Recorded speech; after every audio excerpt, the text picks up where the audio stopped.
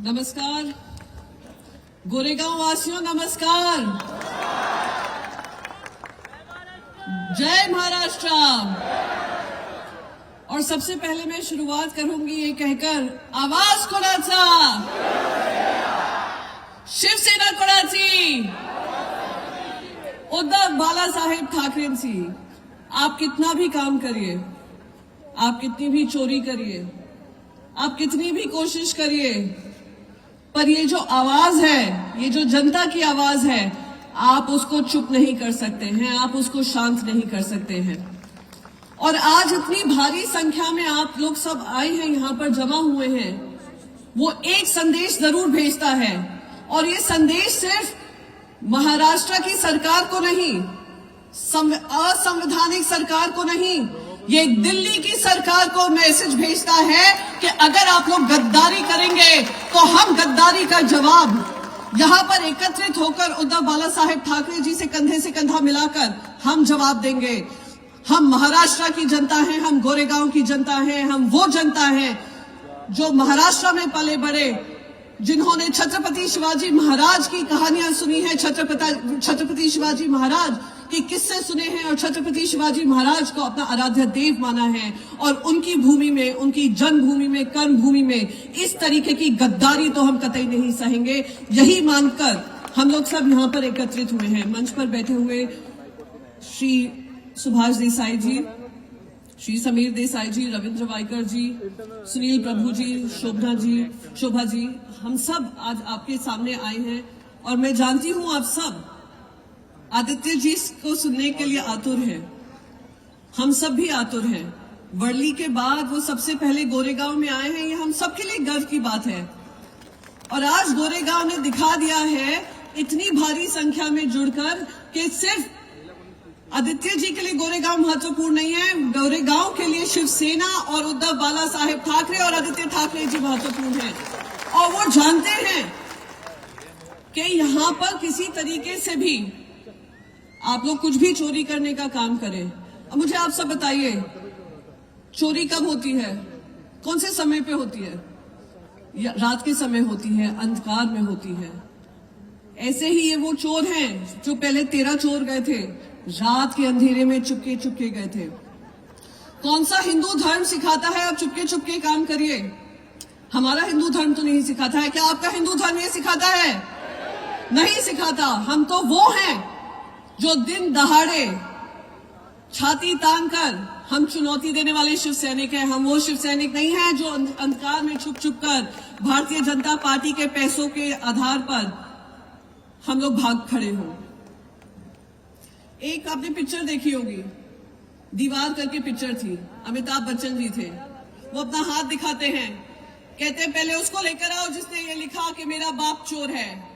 वो तो उनके हाथ पे लिखा था, या आपके माथे पे लिखा है आप सब गद्दार चोर हैं, चोर हैं आप लोग।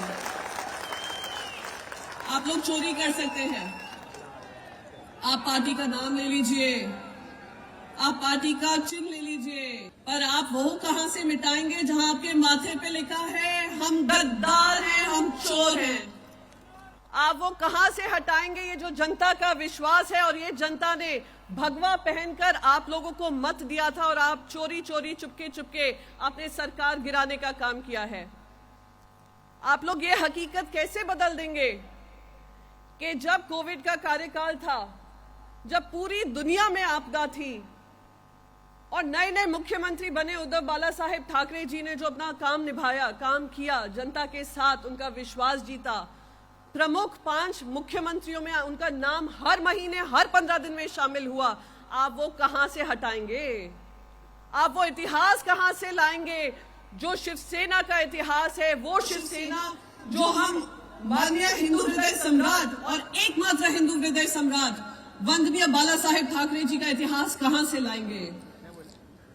चोरी तो कर सकते हैं, सीना जोरी तो कर सकते हैं, पर जनता के सामने प्रजातंत्र में जीत उसी की होती है जिनके मन में निष्ठा होती है। और हम सब यहाँ पर निष्ठा से, मन से, लगन से, ध्यान से हम लोगों ने जनता का विश्वास जीता है। कोविड के कार्यकाल में हर तरीके से कोशिश की गई विपक्ष की तरफ से कोशिश की गई, केंद्र सरकार से कोशिश की गई कि कभी हमें वैक्सीन नहीं देते थे, कभी हमें जो हम मांगते थे वो हमें नहीं मिलता था। फिर भी कभी आपने सुना उद्धव बाला साहेब ठाकरे जी के मुंह से, जब वो फेसबुक पे हमसे बात करने आते थे, कि उन्होंने किसी के बारे में उस समय पर बुराई की हो? एक शब्द नहीं निकाला था। उन्होंने सिर्फ अपनी जनता से बात की थी और उन्होंने अपना बताया था कि क्या हमारे पास है, क्या हमने काम किए हैं और क्या काम नहीं हुआ है। जिस समय पर अस्पताल में पूरी देश में, उत्तर प्रदेश के लोगों को पता होगा, उत्तर भारतीय लोगों को पता होगा कि जिस समय पर उत्तर प्रदेश में बेड की व्यवस्था नहीं थी, ऑक्सीजन की व्यवस्था नहीं थी, एकमात्र उस समय पे महाराष्ट्र था जिन्होंने सारी जिम्मेदारी लेकर कि किसी तरीके की जनता को दिक्कत ना आए, हम वो काम करेंगे। और जब भी अब अखबारों में लिखा जाता है, सुर्खियों में लिखा जाता है, और सिर्फ देश के अखबारों में नहीं, दुनिया के अखबारों में लिखा जाता है और इंडिया की बात की जाती है, तो सबसे हुए चमकता हुआ राज जिसने उस समय पे कोविड का समझा है, वो सिर्फ उद्धव बाला साहेब ठाकरे जी। महाराष्ट्र का नाम सबसे ऊपर आया है। देश में ही नहीं, दुनिया ने ये माना है। धारावी मॉडल हो, मुंबई मॉडल हो, महाराष्ट्र मॉडल हो, आप मुझे एक पत्रकार बता दीजिए, एक जर्नलिस्ट बता दीजिए जो कह सकता है कि हमारे आंकड़े फर्जी थे या हमारा काम फर्जी था। उत्तर प्रदेश से लेकर बाकी सारे राज्य जहां भारतीय जनता पार्टी थी, उनके फर्जी बयानबाजी, उनके फर्जी काम जनता के सामने आए थे। मैं ज्यादा समय नहीं लूंगी, पर आप सबको ध्यान दिलाऊंगी। और मैं एक चीज खास करके बताना चाहती हूँ, जब कोविड के समय पर रात के 2 बज रहे होते थे या रात के 4 बज रहे होते थे, अगर कोई भी केस हमारे पास आता था, और हर शाखा में, आज शाखाओं की बात होती है, शाखा शिवसेना की शाखाओं की बात होती है, हर शाखा में कोई एक जन ऐसा नहीं होता था जो अपना ध्यान न देकर जनता के बीच में जाकर उनकी समस्याओं का समाधान करता था। या कभी नहीं भूलना चाहिए। लोग मुझसे पूछते हैं 25 साल से शिवसेना बीएमसी संभाल रही है। मैं कहती हूँ हाँ, हम संभाल रहे हैं, क्योंकि हम जानते हैं और मुंबई की जनता जानती है कि अच्छे समय में या बुरे समय में, जब हम लोग स्ट्रांग हो या हम कमजोर हो, खुशी में, दुख में, अगर एकमात्र कोई आपके साथ एक राजनीतिक पक्ष खड़ा हुआ है क्योंकि उन्होंने समाज सेवा को आगे रखा है, वो है शिवसेना। आपके पास एम्बुलेंसेज आती थी या नहीं आती थी अगर आप इमरजेंसी में फोन करते थे, पर शिवसेना की शाखा से एम्बुलेंस आपके घर जरूर आ जाएगा। आपको कभी ऐसी जरूरत पड़े, भगवान ना करे जरूरत पड़े, पर अगर उस समय जरूरत पड़े तो हम आपके साथ आते थे।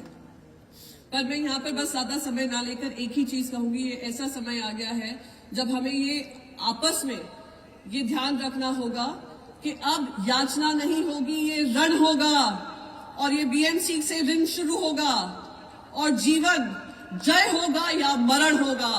जय महाराष्ट्र, जय हिंद। एबीपी माझा, उघडा डोळे बघा नीट।